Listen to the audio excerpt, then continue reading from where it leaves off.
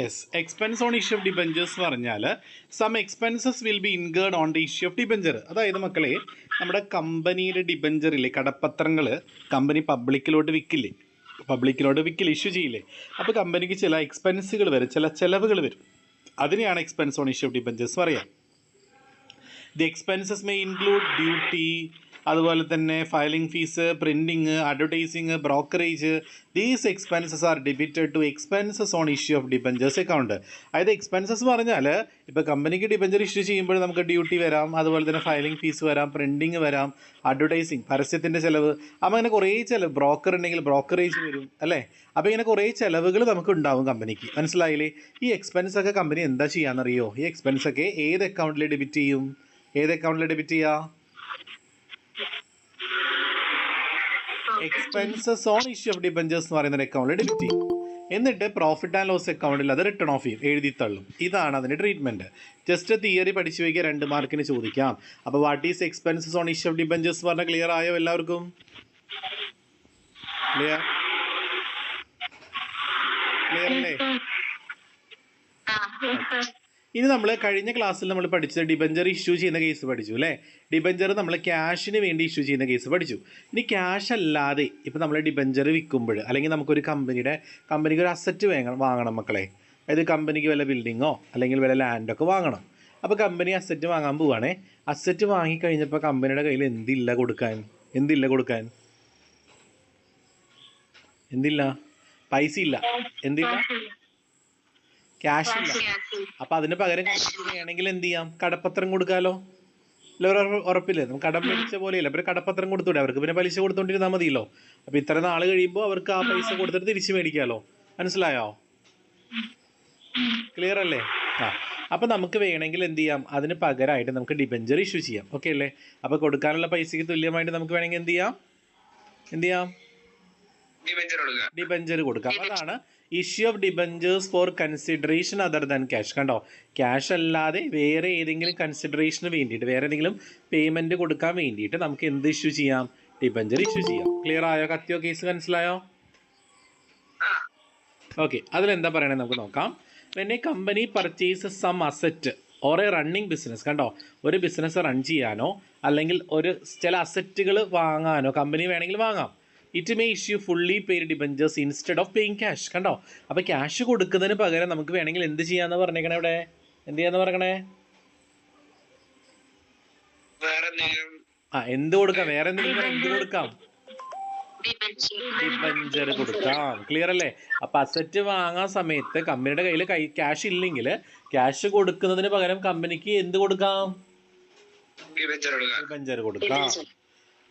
ഇനി ഈ ഡിബഞ്ചർ നമുക്ക് എങ്ങനെയൊക്കെ ഇഷ്യൂ ചെയ്യാം? പാറിൽ ചെയ്യാം, പ്രീമിയത്തിൽ ചെയ്യാം, ഡിസ്കൗണ്ടിൽ ചെയ്യാം കേട്ടോ. ഇനി on purchase of asset or business, അതായത് ഒരു കമ്പനീനെ നമ്മൾ വാങ്ങാൻ പോവാണ് കേട്ടോ മക്കളെ. കേട്ടോ? വേറൊരു കമ്പനി നമ്മൾ വാങ്ങാൻ പോവാണേ. എന്ത് ചെയ്യും? നമ്മൾ വേറൊരു കമ്പനി എന്ത് ചെയ്യാൻ വാങ്ങാൻ പോവാണ്. ഓക്കെ. പക്ഷെ ആ കമ്പനിനെ വാങ്ങാൻ പോകുമ്പോൾ ആ കമ്പനിയുടെ വില നമ്മളെങ്ങനെ നിശ്ചയിക്കുക? ആർക്കെങ്കിലും അറിയോ? ഒരു കമ്പനീനെ വാങ്ങാൻ പോവാൻ നമ്മൾ, ആ കമ്പനിയുടെ പ്രൈസ് നമ്മളെങ്ങനെ ഫിക്സ് ചെയ്യുക? അറിയാമോ? അതിൻ്റെ എന്ത് നോക്കും? മൊത്തം അസറ്റ് നോക്കും. ആ കമ്പനിയുടെ പേരിൽ എത്ര അസറ്റ് ഉണ്ട് നോക്കും. ശരിയല്ലേ? ഇപ്പോൾ ഒരു 25 ലക്ഷം രൂപയുടെ അസറ്റ് ഉണ്ട് കമ്പനിക്ക്. എത്ര ലക്ഷം രൂപയുടെ അസറ്റ് ഉണ്ട്? 25 lakh rupees അസറ്റ് ഉണ്ട്. ഒരു 10 lakh rupees ബാധ്യതയുണ്ട്, ലയബിലിറ്റി ഉണ്ട്. അപ്പോൾ ശരിക്കും ആ കമ്പനിയുടെ വാങ്ങണമെങ്കിൽ എത്ര കൊടുത്താൽ മതി? 15 lakh കൊടുത്താൽ പോരെ? അസറ്റ് 25 lakh ഉണ്ട്, 10 lakh rupees ലയബിലിറ്റി ഉണ്ട്. അപ്പോൾ ആ 25 ലക്ഷത്തിൽ നിന്നും 10 ലക്ഷം ബാധ്യത കൊടുത്തു തീർത്താലും 15 ലക്ഷം രൂപയുടെ മൂല്യം ആ കമ്പനിക്ക് ഉണ്ട്. ശരിയാണോ? ശരിയാണെന്ന് റെസ്പോണ്ട് ചെയ്തേ. അപ്പോൾ ഒരു ബിസിനസ്സിന് നമ്മൾ വാങ്ങുമ്പോൾ അതിന് എൻട്രി എങ്ങനെയാണെന്ന് അറിയോ? Asset account debtor to liabilities, പിന്നെ എത്രയാണോ ഡിഫറൻസ് വരുന്നത് അത് ടു വെൻഡർ. വാങ്ങുന്ന ആരുടെ കയ്യിൽ നിന്നാണോ അപ്പോൾ അവരെയാണ് നമ്മൾ വെൻഡർ എന്ന് പറയാം കേട്ടോ. നമ്മൾ ആരുടെ കയ്യിൽ നിന്നാണോ വാങ്ങുന്നത് അവർക്ക് നല്ല പൈസ കൊടുക്കണ്ടേ. അപ്പോൾ ടു വെൻഡേഴ്സ് അക്കൗണ്ട്. അപ്പോൾ എൻട്രി പറഞ്ഞേ അസറ്റും ലയബിലിറ്റിയും. അതായത് ഒരു കമ്പനിനെ ഏറ്റെടുക്കുമ്പോൾ എൻട്രി പറഞ്ഞേ, അക്വയർ ചെയ്യുമ്പോൾ എൻട്രി പറഞ്ഞേ.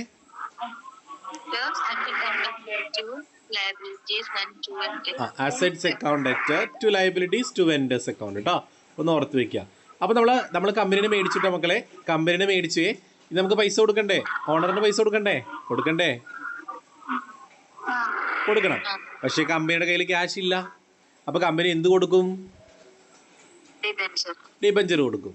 അത് പാറിൽ കൊടുക്കാം, പ്രീമിയത്തിൽ കൊടുക്കാം, ഡിസ്കൗണ്ടിൽ കൊടുക്കാം. പാറിലാണ് കൊടുക്കുന്നെങ്കിൽ എന്താ എൻട്രി വരിക? Vendor account to debenture. ആ വെൻഡറിന് ഡിബഞ്ചർ കൊടുത്തു. Vendor account to debentures. Clear ആയോ? ആരോ ഒന്ന് മ്യൂട്ട് ചെയ്യാനുണ്ട്, പുറത്തുള്ളവരാരോ, വീടിൻ്റെ പുറത്തുള്ള ആരോ ഒന്ന് മ്യൂട്ട് ചെയ്യും കേട്ടോ. ഓക്കെ, ഇനി നമ്മൾ ഡിബഞ്ചർ നമ്മൾ പ്രീമിയത്തിലാണ് കൊടുക്കുന്നെങ്കിൽ എന്താ എൻട്രി വരിക? വെൻഡർ അക്കൗണ്ട് ടു ഡിബഞ്ചേഴ്സ് മാത്രം എഴുതിയാൽ മതിയോ? അതായത് പ്രീമിയം എപ്പോഴും ക്രെഡിറ്റാ, പ്രീമിയം എപ്പോഴും ചാനൽ ക്രെഡിറ്റാ, ഡിസ്കൗണ്ട് എപ്പോഴും ഡെബിറ്റ്. അത് ഓർത്ത് വെക്കാതെ തെറ്റിക്കരുത്. അപ്പോൾ ഒന്നുകൂടെ പറയാം, പാറിലാണ് ഡിബഞ്ചർ കൊടുക്കണമെങ്കിൽ, വെൻഡറിന് നമ്മൾ പാറിലാണ് ഡിബഞ്ചർ കൊടുക്കണമെങ്കിൽ വെൻഡർ അക്കൗണ്ട് ടു ഡിബഞ്ചർ. പ്രീമിയത്തിലാണെങ്കിൽ vendor account to debentures to securities premium. Clear ആയോ? 2 എൻട്രി ക്ലിയർ ആയോ? അടുത്ത ഡിസ്കൗണ്ടിലാണെങ്കിൽ ഡിസ്കൗണ്ട് എന്ത് വരും? ഡെബിറ്റ് ആണോ ക്രെഡിറ്റ് ആണോ? ഇപ്പൊ ഞാൻ പറഞ്ഞല്ലോ. അപ്പോൾ vendor account discount on issue of debentures account to debentures account. ആ 3 എൻട്രിയും ക്ലിയർ ആയോ മക്കളെ? ക്ലിയർ ആയോ? ഇനി ഞാൻ പറയാൻ പോകുന്ന ക്വസ്റ്റ്യൻ നന്നായി ശ്രദ്ധിച്ചോട്ടോ. കാരണം എന്താണെന്നറിയോ? ഈ സെയിം ക്വസ്റ്റ്യൻ 10 മാർക്കിന് എസ്സേ ചോദിച്ചിട്ടുണ്ട്. സെയിം ക്വസ്റ്റ്യൻ, ഒരു എമൗണ്ട് പോലും മാറാതെ ഈ സെയിം ക്വസ്റ്റ്യൻ എക്സാമിന് ചോദിച്ചിട്ടുണ്ട്. പറഞ്ഞോട്ടെ, റെഡിയാണോ? Vivek limited took over assets worth ₹5 lakh. Vivek limited എന്ത് ചെയ്തു?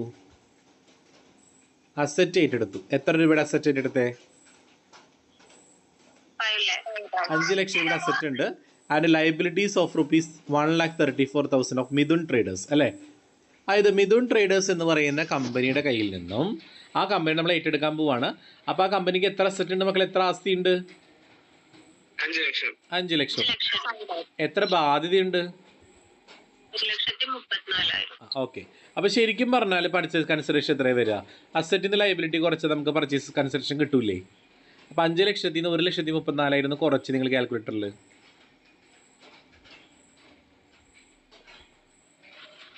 3 ലാഖ് എത്രയാ വരണേ? 96,000. അല്ലല്ലോ, 3,66,000 ആണോ? നോക്കി, 3,66,000 ശരിയാണോ?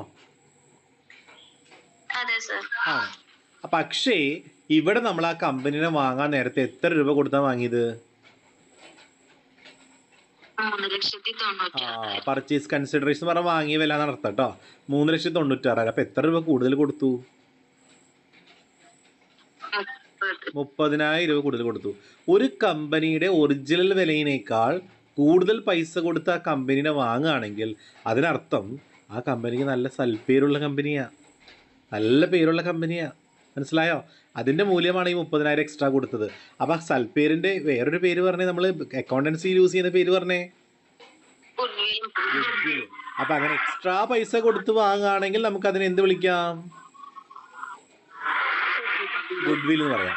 കുറവ് കൊടുത്താൽ വാങ്ങണമെങ്കിൽ ക്യാപിറ്റൽ റിസർവ് എന്ന് പറയാം. അതായത് നമുക്ക് പ്രോഫിറ്റ് ആണല്ലോ, ആ പ്രോഫിറ്റ് റിസർവിലേക്ക് ട്രാൻസ്ഫർ, അങ്ങനെയാണ് എൻട്രി കേട്ടോ. അപ്പോൾ ഇവിടെ എക്സ്ട്രാ അല്ല കൊടുത്തത് 30,000. അപ്പോൾ എൻട്രി പറഞ്ഞേ asset account to liabilities to Mithun traders. വെണ്ടറിന്റെ പേരെന്താ? വാങ്ങിയ കമ്പനിയുടെ പേരെന്താ? ആരുടെ കയ്യിൽ നിന്ന് മേടിച്ചേ? ബാലൻസ് വന്ന് അങ്ങനെ ഡെബിറ്റിലാണല്ലേ, 30,000 കൂടുതൽ വന്നു. അപ്പോൾ ആ 30,000 നമുക്ക് എന്ത് ചെയ്യാം? എന്താ അതിനെ പറയാ? ഗുഡ്വിൽ അക്കൗണ്ടിലേക്ക് ട്രാൻസ്ഫർ ചെയ്തു. അപ്പോൾ ബാലൻസിങ് ഫിഗർ 30,000 ഗുഡ്വിൽ എന്ന് പറഞ്ഞു എഴുതണം. അപ്പോൾ എൻട്രി മനസ്സിലായില്ലേ? Sundry assets account goodwill account to liabilities to Mithun traders. Clear ആണോ? ഓക്കെ ആണോ? ആ, ഒന്നുകൂടെ പറയാം. കമ്പനിയുടെ അസറ്റ് എത്രയാ? നമ്മൾ വാങ്ങുമ്പോൾ എൻട്രി നേരത്തെ പഠിച്ചില്ലേ മക്കളെ? എന്താ എൻട്രി പറഞ്ഞ? Asset account to liabilities to vendors അല്ലേ? യെസ്. ഞാൻ ഒരു തിയറി വായിക്കാം, ജസ്റ്റ് അടിയിലൊരു തിയറി വായിക്കാം. If there is excess of purchase consideration over the net asset, net അസറ്റിനേക്കാൾ കൂടുതലാണ് പർച്ചേസ് കൺസിഡറേഷൻ വരുന്നെങ്കിൽ, നെറ്റ് അസറ്റ് പറഞ്ഞ അസറ്റിൽ നിന്ന് ലയബിലിറ്റി കുറയ്ക്കുക. മനസ്സിലായോ? അസറ്റിൽ നിന്ന് ലയബിലിറ്റി കുറച്ച് കിട്ടുന്ന എമൗണ്ടിനേക്കാൾ കൂടുതലാണ് എന്ത് വരുന്നതെങ്കിൽ പർച്ചേസ് കൺസിഡറേഷൻ വരുന്നതെങ്കിൽ ആ ഡിഫറൻസ് എമൗണ്ടിനെ നമ്മൾ എങ്ങോട്ട് ഡെബിറ്റ് ചെയ്യും? ഗുഡ് വിൽ അക്കൗണ്ടിലോട്ട് ഡെബിറ്റ് ചെയ്യും. ക്ലിയർ ആയോ? ഹത്യ വാങ്ങിയ വില എന്ന് പറയുന്നത് നെറ്റ് അസറ്റിനേക്കാൾ കൂടുതൽ, നെറ്റ് അസറ്റ് പറഞ്ഞാൽ അസറ്റിൽ നിന്ന് ലയബിലിറ്റി കുറച്ച് കിട്ടുന്ന എമൗണ്ട്, ആ എമൗണ്ടിനേക്കാൾ കൂടുതലാണ് പർച്ചേസ് കൺസിഡറേഷൻ എങ്കിൽ ആ ഡിഫറൻസ് എമൗണ്ട് നമ്മൾ ഗുഡ് വിൽ അക്കൗണ്ടിലോട്ട് കാണിക്കും.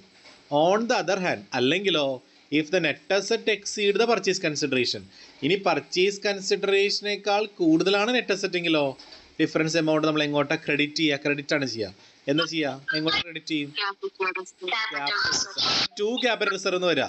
അക്കൗണ്ട് എത്ര എന്നല്ല വരിക, ടു ക്യാപിറ്റൽ റിസർവ്. ക്ലിയർ ആണോ? കത്തിയ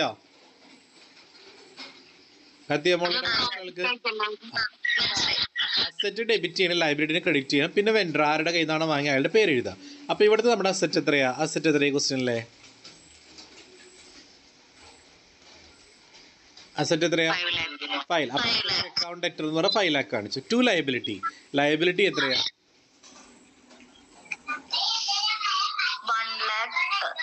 1,34,000. ടു നമ്മുടെ വെൻഡറിന്റെ പേര്. ആരാ വെൻഡർ? ആരുടെ കയ്യിൽ നിന്ന് മേടിച്ച കമ്പനീനെ? എത്ര രൂപ കൊടുത്തു മിഥുൻ ട്രേഡേഴ്സിന് വാങ്ങാൻ? 96,000. ശരിക്കും നെറ്റ് അസറ്റ് എത്രയാ? 5 ലക്ഷത്തിൽ നിന്ന് ലയബിലിറ്റി കുറയ്ക്കുമ്പോൾ നെറ്റ് അസറ്റ് കിട്ടില്ലേ? 5 ലക്ഷത്തിൽ നിന്ന് 1,34,000 കുറച്ചപ്പോൾ എനിക്ക് കിട്ടിയത് 3,66,000. അപ്പോൾ നെറ്റ് അസറ്റ് 3,66,000, പർച്ചേസ് കൺസിഡറേഷൻ 3,96,000 ആണ്. അപ്പോൾ ഒരു 30,000 രൂപ കൂടുതലാണ് പർച്ചേസ് കൺസിഡറേഷൻ. അങ്ങനെ കൂടുതൽ വന്നാൽ എന്ത് ചെയ്യണമെന്ന് പറഞ്ഞേ? തിയറി പഠിച്ചില്ലേ? കൂടുതലാണ് പർച്ചേസ് കൺസിഡറേഷൻ വരുന്നതെങ്കിൽ ആ ഡിഫറൻസ് എമൗണ്ട് നമ്മൾ എന്തിലോട്ട് ഡെബിറ്റ് ചെയ്യണം? ഗുഡ് വിൽ അക്കൗണ്ടിൽ ഡെബിറ്റ് ചെയ്യും. അല്ലെങ്കിൽ ഞാൻ ഒരു എളുപ്പം വഴി പറഞ്ഞുതരാം. ഈ ജേണൽ എൻട്രി ബാലൻസ് ചെയ്യുക. ബാലൻസ് ചെയ്യുമ്പോൾ ഡെബിറ്റും ക്രെഡിറ്റും ഈക്വൽ ആവണ്ടേ? ഡെബിറ്റിൽ 5 ലക്ഷം വന്നു, ക്രെഡിറ്റിൽ 1,34,000, 3,96,000. അപ്പോൾ നമുക്കൊരു 4,70,70,000 വരിക. മനസ്സിലായോ? ക്രെഡിറ്റിൽ 4,70,70,000, ഡെബിറ്റിൽ 5 ലക്ഷം വന്നു. അപ്പോൾ ഡെബിറ്റിൽ ഒരു എത്ര രൂപ കുറവുണ്ട്? അല്ല, ക്രെഡിറ്റിൽ നമുക്ക് 5,30,000 വരും കേട്ടോ. ക്രെഡിറ്റിൽ നമുക്ക് 5,30,000 വരും, ഡെബിറ്റിൽ ആകെ 5 ലക്ഷമേ ഉള്ളൂ. അപ്പോൾ എവിടെ കുറവ് വന്നേക്കണേ? അങ്ങനെ ഡെബിറ്റിൽ കുറവ് വന്നാൽ അത് ഗുഡ് വില്ലും, ക്രെഡിറ്റിൽ കുറവ് വന്നാൽ ക്യാപിറ്റൽ റിസർവ്. അങ്ങനെ പഠിച്ചു വയ്ക്കാം, എളുപ്പവഴി. മനസ്സിലായില്ല? അതായത് ഡെബിറ്റിൽ നമുക്ക് ആകെ അസറ്റ് മാത്രമേ ഉള്ളൂ 5 ലക്ഷം, ക്രെഡിറ്റിൽ 2 ലയബിലിറ്റി 2 മിഥുൻ ട്രേഡേഴ്സ്. അപ്പോൾ അത് രണ്ടും കൂടി കൂട്ടുമ്പോൾ 6 4 10 5,30,000 കിട്ടും. ക്രെഡിറ്റിൽ എത്ര കിട്ടും നമുക്ക്? 5,30,000. ഡെബിറ്റിൽ ആകെ 5 ലക്ഷമല്ലേ ഉള്ളൂ. അപ്പോൾ എവിടെ കുറവ്? അങ്ങനെ ഡെബിറ്റിൽ കുറവ് വന്നാൽ നമുക്ക് എന്തെന്ന് പറഞ്ഞ് എഴുതാം? Good will. ക്രെഡിറ്റിലാണ് കുറവ് വരുന്നെങ്കിലോ അങ്ങനെ പഠിച്ചു വയ്ക്കാം. ക്ലിയർ അല്ലേ? ഇനി മിഥുൻ ട്രേഡേഴ്സിന് നമ്മൾക്ക് ഇപ്പൊ എത്ര രൂപ കൊടുക്കണം മക്കളെ? 3,96,000 കൊടുക്കണം. കയ്യില് പൈസ ഉണ്ടോ? വിവേകിന്റെ കയ്യില് പൈസ ഉണ്ടോ? ഇല്ല. വിവേക് എന്താ കൊടുക്കണേന്ന് പറയാം. 100 രൂപയുടെ ഡിബഞ്ചർ അല്ലേ? പക്ഷെ കൊടുക്കുന്നത് എങ്ങനെ? ഇഷ്യൂ ചെയ്ത പാറിലാണ്. ഒറിജിനൽ ക്വസ്റ്റ്യൻ നോക്കി, അറ്റ് പ്രീമിയത്തിലാ. അപ്പോൾ എന്ത് ചെയ്യണമെന്ന് അറിയോ? ഈ 3,96,000 ഇല്ലേ, അതിനെ നിങ്ങൾ എന്ത് ചെയ്യണം? ഇൻറ്റു 100/110 ചെയ്യണം. 3,96,000 എന്ന് പറയുന്നത് 110 എമൗണ്ടിന് തുല്യമാണെന്ന് കണ്ടുപിടിക്കണം. മനസ്സിലായില്ല? അതായത് ഇവിടെ നോട്ട് ചെയ്ത് വെച്ചോ, 3,96,000 ഇൻറ്റു 100. 100 എന്നുള്ളത് എപ്പോഴും മുകളിൽ 100 വരുള്ളൂ കേട്ടോ. 100 ബൈ എന്ത് വരും? നമ്മൾ എത്ര രൂപയ്ക്ക് ഇഷ്യൂ ചെയ്യണേ? 100 രൂപയ്ക്കാണോ? പ്രീമിയത്തിൽ 10 രൂപ പ്രീമിയത്തിൽ 10% എന്ന് പറഞ്ഞാൽ 100 രൂപയല്ലേ ഒറിജിനൽ വില? ഡിബഞ്ചറിന്റെ വില 100 രൂപയല്ലേ ഒറിജിനൽ വില? 10% പ്രീമിയം എന്ന് പറയുമ്പോൾ 100 രൂപയുടെ 10% എത്രയാ? 10 രൂപ. അപ്പൊ 100 + 10 എത്രയായി? 110. അപ്പൊ നിങ്ങൾ ഈ 3,96,000-നെ 110 വെച്ച് ഡിവൈഡ് ചെയ്യുമ്പോഴാണ്, ഇൻറ്റു 100/110 ചെയ്യുമ്പോഴാണ് നമുക്ക് 3,60,60,000 കിട്ടുക. അതാണ് നമ്മുടെ ഡിബഞ്ചർ പ്രൈസ് കേട്ടോ. Mithun traders account at to debenture എന്ന് പറഞ്ഞെങ്കിൽ ഇതിന് 3,60,000. ബാക്കിയുള്ള 36,000 രൂപ എന്താ സെക്യൂരിറ്റീസ് പ്രീമിയം. ക്ലിയർ ആയോ? കത്തിയോ?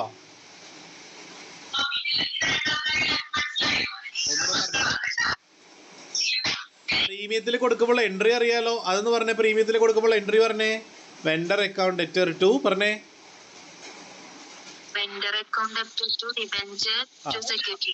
ഇവിടുത്തെ വെണ്ടർ ആരാ?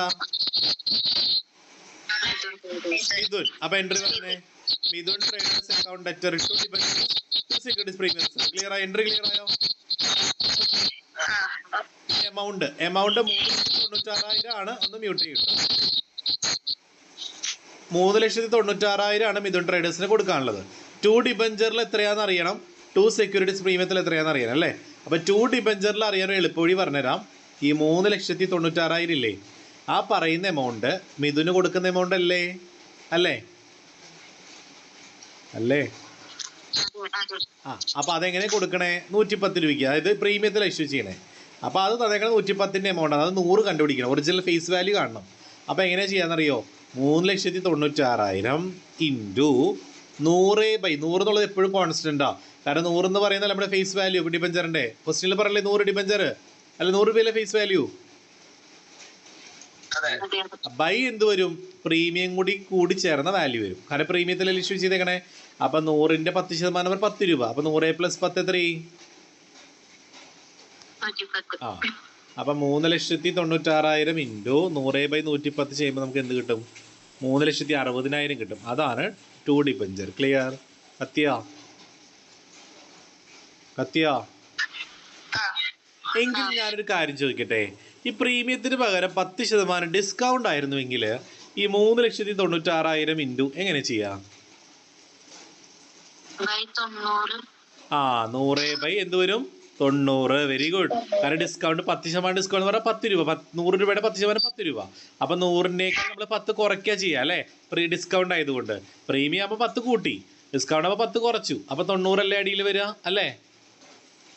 അപ്പം 3,96,000 ഇൻറ്റു എന്ത് വരും?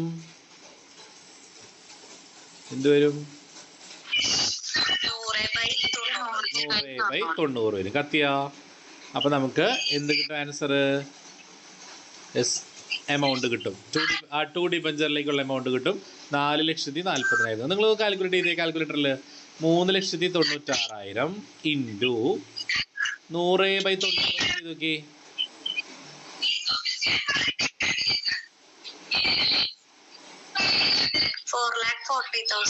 അപ്പം 4,40,000 ആണ് 2 ഡിബഞ്ചർ. ഓക്കെ അല്ലേ? മിഥുൻ നിങ്ങൾക്ക് അറിയാലോ 3,96,000. അപ്പം ബാക്കിയുള്ളത് എന്തായിരിക്കും? ഡിസ്കൗണ്ട് ആയിരിക്കും. കത്തിയില്ലേ? കത്തിയാ?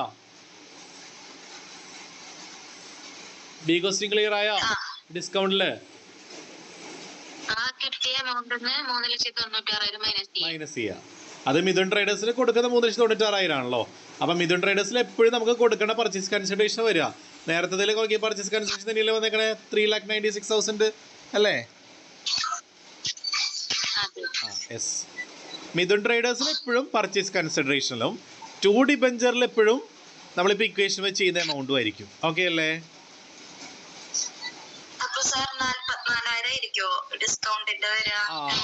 44,000 ആയിരിക്കും ഡിസ്കൗണ്ട് വരിക കേട്ടോ. ക്ലിയർ ആയോ? സ്ക്രീൻ കാണുന്നില്ലേ നിങ്ങൾക്കപ്പോ? ഇതാണ് ബി ക്വസ്റ്റിൻ്റെ ആൻസർ. സിമ്പിൾ അല്ലേ? അപ്പോൾ ഫസ്റ്റ് എൻട്രി നിങ്ങൾ അവിടുത്തെ എൻട്രി തന്നെ എഴുതണം കേട്ടോ. ബി ക്വസ്റ്റ്യൻ ചോദിക്കുമ്പോൾ നമ്മൾ നേരത്തെ എഴുതിയില്ല, asset account at, goodwill account at, 2 liabilities, 2 Mithun traders. അത് ഫസ്റ്റത്തെ എൻട്രി ഇങ്ങനെ സെയിം തന്നെ കേട്ടോ. ഓക്കെ, വാങ്ങിയ എൻട്രി. രണ്ടാമത് നമ്മൾ ഡിസ്കൗണ്ടിൽ ഇഷ്യൂ ചെയ്ത എൻട്രി. ഡിസ്കൗണ്ട് വരുമ്പോൾ എന്താ എൻട്രി അറിയാലോ? Vendor account at, discount on issue debentures account at 2 debentures എന്നല്ലേ. അപ്പോൾ Mithun traders account at discount കണ്ടുപിടിക്കണം. എങ്ങനെ കാണാം? 3,96,000 ഇൻറ്റു 100/90. എവിടെയെങ്കിലും നോട്ട് ചെയ്ത് വെക്കുക കേട്ടോ. 100/90. കത്തിയോ എല്ലാവർക്കും? ക്ലിയർ? ഡൗട്ട് ഉണ്ടോ?